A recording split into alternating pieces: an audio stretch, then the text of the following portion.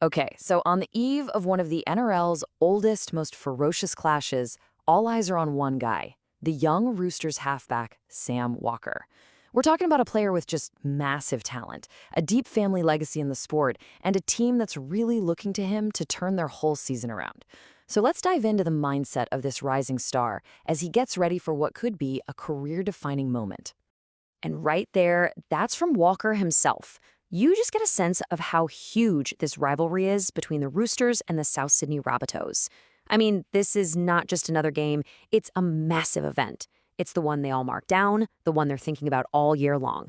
But before we even get to the rivalry, we really need to understand the kind of pressure his team is under right now.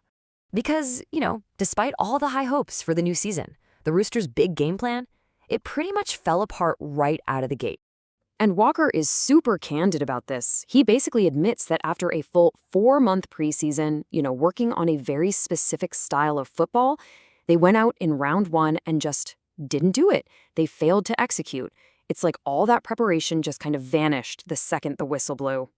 Now, this is where it gets really interesting, because you can see the massive disconnect. The plan was to play this live ball style, fast, fluid, keeping the ball moving. But the problem with that high-risk, high-reward approach is that when it goes wrong, boy, it goes spectacularly wrong. The reality was the complete opposite. Stop-starts, dropped balls, and what Walker himself calls terrible discipline. And that doesn't just kill your own momentum, it literally hands your opponent golden opportunities to strike. And here's the thing, this isn't a new issue. Walker's quick to point out that this lack of discipline, it's a recurring problem. It's cost them a lot of games over the past couple of years. It's the one thing that keeps turning their ambitious game plans into these really costly errors. And that just adds another layer of pressure to every single game. So, how do you fix a problem that keeps popping up? Well, for the Roosters, part of the answer involves bringing in a seasoned pro to guide their young playmaker. And that's where Daly Cherry-Evans, or DC, comes in. He's a 37-year-old veteran who has, in Walker's own words, done it all in the game. So the goal here is to build a brand new combination in the halves. And for a young player like Walker, this is just a golden opportunity to learn from one of the absolute best. And you can tell he is just soaking it all in. On the field, they're figuring out this non-traditional partnership, trying to find a way they can coexist and both play their own natural game. But the lessons go way beyond the pitch. Walker is studying DC's whole demeanor off the field, how he carries himself, and maybe most importantly, his leadership. He sees something really special in the way his new partner can command a room and get a message across. But this drive to learn and get better, that's not new for Sam Walker. To really understand his instinctive, creative style of play, you've got to look at his upbringing. I mean, his passion for the game was literally forged in his own backyard. When you ask him about the impact of his dad and his uncle, who are both rugby league coaches, by the way, Walker doesn't even hesitate. He says it's everything. He's absolutely certain that without their guidance, he just wouldn't be where he is today. Simple as that.